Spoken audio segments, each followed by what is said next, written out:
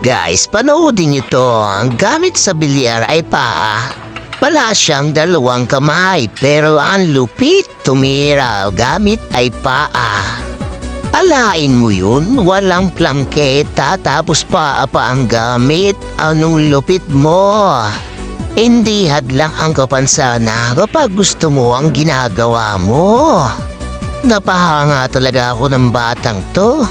Yan ang tuwid ng tumira, ang galing pang magpahanda sa kasunod na titirahin.